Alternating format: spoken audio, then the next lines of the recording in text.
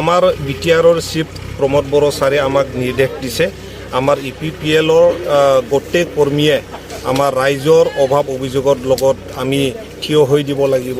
ইয়াৰ কাৰণে এইখন যেনেকৈ চাম্পা আৰু লাওপানী ইয়াৰ ওপৰত এটা বেম্বু ব্ৰিজ আছিলে।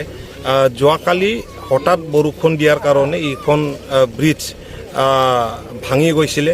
ইয়াৰ কাৰণে লুংচুং এৰিয়াত থকা যিবিলাক ৰাইজ আছিলে তেখেতসকলৰ কমিউনিকেশ্যনৰ কাৰণে বহুত বেয়াকৈ প্ৰভাৱ পৰি আছিলে। ইয়াৰ কাৰণে আমি অতি সোনকালে চিফ ছাৰৰ নিৰ্দেশ মৰ্মে আমি এখন নাও তেখেতসকলে তৈয়াৰ কৰি আনিছোঁ আৰু অনাগত সময়ত আমি তেখেতসকলৰ অভাৱ অভিযোগৰ লগত আমি চামিল হৈ কামটো কৰি যাম।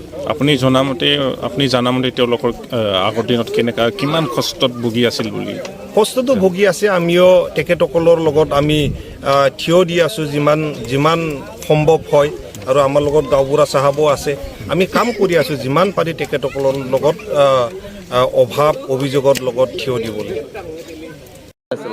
সমস্যাটো মানে বহুত দিনৰ পৰা আমাৰ লুংচুং অঞ্চলত বসবাস কৰাৰ পাছত আমি এই নদীত চাম্পা বা লাওপানীৰ মাজত আমি নৌকা নাথাকাতে এনে পাৰ হোৱাতে বহুতখিনি মানে মানুহ মৰিছিলে। এই মৰাৰ পাছত মানে মই চিন্তা কৰি লওঁ যে আৰু ময়ো নিজে পাৰ হৈ মানে ময়ো মৰমৰ অৱস্থাত বাচি লওঁ। তখন আমি চিন্তা কৰিলোঁ যে এনেকুৱা দিয়ে নচলিব আৰু যিমান পাৰে আমি এটা নৌকা মই বনাই মানে আমি পাৰ হ'ম বুলি মই সৃষ্টি কৰিলোঁ। আৰু এই কৰাৰ পাছত আমি লাহে লাহে এতিয়া 8 বছৰলৈকে চলাইছোঁ। 8 বছৰ চলাৰ পাছত আমি বিনা পৰামৰ্শ কৰিছিলোঁ। তাৰপিছত লাহে লাহে মই কি কৰিলোঁ যে মানে এনেকুৱা দিয়া নহ'ব, এতিয়া ভোট দিয়া হয় তেতিয়া আমি নিশ্চয় ছাৰবিলাকৰ লগত আমি কনেক্ট ধৰিলে আমি এই সহায়টো পাম বুলি আমি চাংৰা ছাৰক আমি লগ ধৰা হ'ল। আৰু যেনেকৈ আমি লগ ধৰিছোঁ এনেকৈ বেচেৰা আগৰ বছৰো মানে দলংটো দিছে। দিয়াৰ পাছত দিয়াৰ সময়তে আমি সহায় পাইছোঁ। আৰু এইবাৰো আমি যিটো আলোচনা কৰিছোঁ এইটো ছাকচেছফুল কৰিছে বুলি আমি বহুত ধন্যবাদ লাগিছে। আৰু মোৰ লুংচুঙৰ মানুহৰ কাৰণে উদ্ধাৰ কৰি দিছে বুলি চাংৰা ছাৰক আমি বহুত ডাঙৰ একটা মানে ধন্যবাদ আমি ভাল পাইছোঁ আৰু কি। আৰু ইয়াৰ কাৰণে আমি ৰাইজৰ কাৰণে মই মানে কিবা লুংচুং অঞ্চলৰ কাৰণে আমি প্ৰত্যেকবাৰ মানে সহায় যাতে পাৰিলে আমি উদ্ধাৰ পাই বুলি মই ছাৰক আশা কৰিছিলোঁ। আৰু আজি ছাকচেছফুল কৰিছে।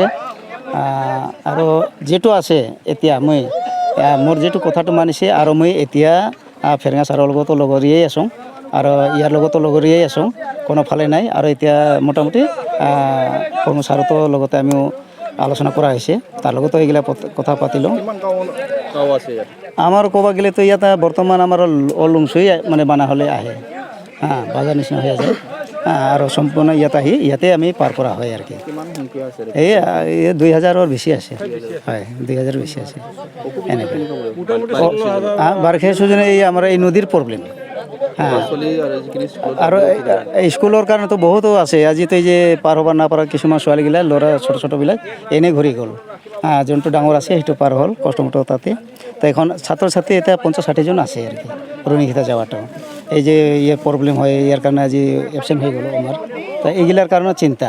তো চৰকাৰৰ কাৰণে আমি এটা মানে কোনো কিবা নাই আৰু কি, আমি কোনো হিংসা নকৰোঁ।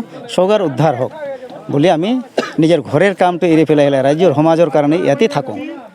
নদীতেই মানে এইগিলা কামতেই লাগি আছোঁ। এতিয়াও আমি ঘৰে একদম ইমান বছৰ হ'ল ঘৰত কোনো ধান্দাই নকৰোঁ। মানুহক উদ্ধাৰ কৰিলে জানে ভগৱানে যাতে আশীৰ্বাদ দিয়ে বুলি আমি ইয়াৰ কামটো কৰি আছোঁ আৰু কি। তো এটাই চিন্তা। তো মোৰো যিটো কৰিছোঁ এইটো অলপ লেট হৈ গ'ল। এতিয়াতো আমি ইয়াৰ কাৰণে আকৌ যিটো ছাৰক কৈছোঁ কমপ্লিট হৈছে যদি সোনকালে অহাকালি আনি দিয়ক বুলি কৈছোঁ, কিন্তু যি কৈছোঁ এটা আনি দিছে। ইয়াৰ কাৰণে আমি বহুত ভাল লাগিছে আৰু কি একদম। তো কালি আমাৰ যিটো মঙ্গলবাৰ বজাৰ আজি যাতে ভালেকৈ শান্তিভাৱে যাবাৰ পায় আৰু সবাই ৰাজ্য শান্তি পাবি আৰু কি পাব।